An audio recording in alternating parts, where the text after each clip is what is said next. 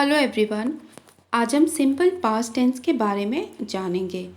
So now let's start with a sentence. Kali's father said that sometimes snakes smelled humans and mistook them for rats. The underlined words in the given sentence indicate actions that have occurred in the past and are called simple past tense. इस sentence में जो underline words हैं वे past verb यानी कि भूतकाल में हुए काम को दर्शाते हैं और इन्हें हम सिंपल पास्ट टेंस कहते हैं। तो आइए इसे हम थोड़ा डिटेल्स में समझने की कोशिश करते हैं।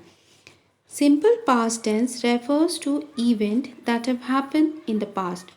सिंपल पास्ट टेंस वैसे घटनाओं को रेफर करता है जो पास्ट में हो चुका है, मीन्स भूतकाल में हो चुका है। Like we have an example here, all the children became Kali's friend. जितने भी बच्चे थे वे काली के दोस्त बन चुके थे। तो ये जो वर्ब है became, ये हमारा past tense में है। इसका प्रेजेंट क्या होगा? All the children becomes Kali's friend. तो become का past हो गया became, इसे हम V2 भी कहते हैं। Now comes the uses of simple past tense. अब सिंपल पास्ट टेंस हम कहाँ कहाँ पे यूज़ करते हैं?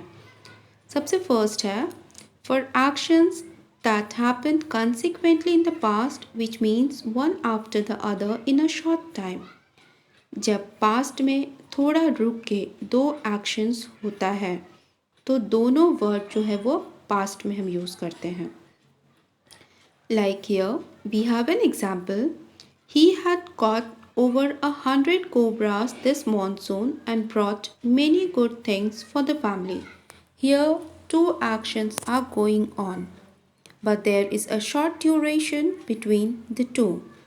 He had caught over 100 cobras this monsoon. This is one sentence, and the other, and brought many good things for the family. दो actions हो रहा है और इनमें थोड़ा सा टाइम ड्यूरेशन है, थोड़ा टाइम का गैपिंग है, इसलिए ये दोनों पास्ट टेंस में यूज़ होगा।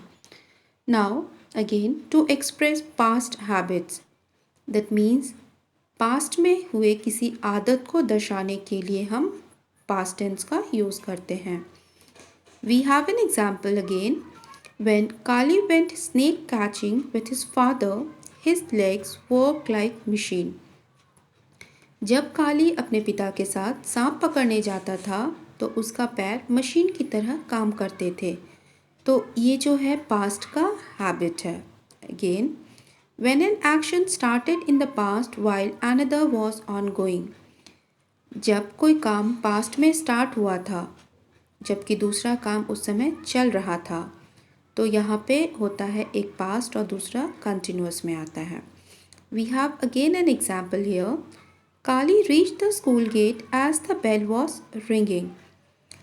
फर्स्ट है रीच्ड, सेकेंड वर्ब है ringing. Here we have two sentences. Kali reached the school gate as the bell was ringing. तो सबसे पहला जो वर्ब था वो कंप्लीट हो चुका है। जब काली स्कूल गेट पे पहुंचा तो बेल बज रही थी। So here we have having two verb, one has been completed and the other was ongoing.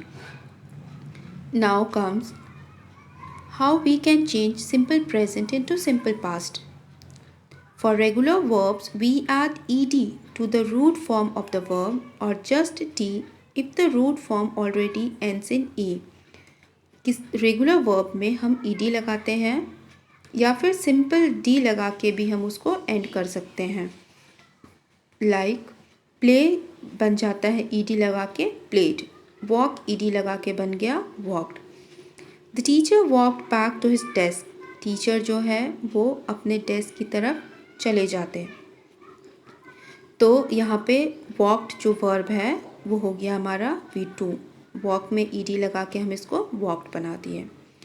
Again some regular verbs do not follow the verb plus ed rule. कुछ verb में ed rules हम use नहीं करते हैं। Like write becomes wrote, run becomes ran, 10 children ran off in 10 different directions to find bags. तो यहाँ पे ran जो है ये हमारा ed वाला रूल को फॉलो नहीं करता है। Again The simple past tense of some regular verbs look exactly like the root form. कुछ रेगुलर वर्ब का जो पास्ट होता है वो प्रेजेंट की तरह से ही लगता है. लाइक पुट का पुट ही होगा, कट का कट ही होगा. Example, Kali caught rat snake and put it in bag. तो काली जो है वो स्नेक रैट को पकड़ता है और उसे बैग में पुट करता है. तो पहला तो चेंज हो गया कैच का कॉट, दूसरा पुट का पुट ही हो गया. तो आई होप आपको समझ में आया होगा. थैंक